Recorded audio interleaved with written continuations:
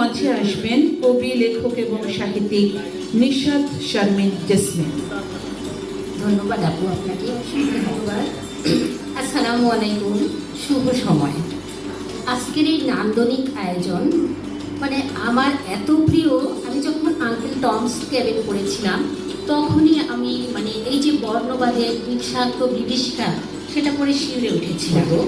আজকে নেলসন ম্যান্ডেলার জন্মদিন, কিন্তু নেলসন ম্যান্ডেলার শান্তি পুরস্কার, সত্যি এটা আমার কাছে মনে হয়েছে আমার জীবনের যতগুলো প্রাপ্তি একটা অনন্য প্রাপ্তি। হ্যাঁ, এই যে আমরা নেলসন ম্যান্ডেলা যেমন সাম্যের মানে একজন সারা বিশ্বের জন্য, নজরুল কিন্তু আমাদের সাম্যবাদী কবি, এবং তার প্রতি থেকে আমি প্রথম কিন্তু গবেষণামূলক একটা বই, নজরুলের ভক্তিমূলক গানে ঈশ্বরপ্রেমের সর্বসন্ধান, এই বইটা করতে পেরেছি। নিশাত শারমিন জেসমিন স্মারক তুলে দিচ্ছেন। কর্মে অবদানের জন্য পুরস্কার পাচ্ছি, এটা আমার কাছে সত্যিই ভালো লাগা, মানে অনেক একটা আমি বলবো অর্জন। স্যার হয়তো জানলে স্যারও খুশি হতে। সবাই আমার শুভকামনা।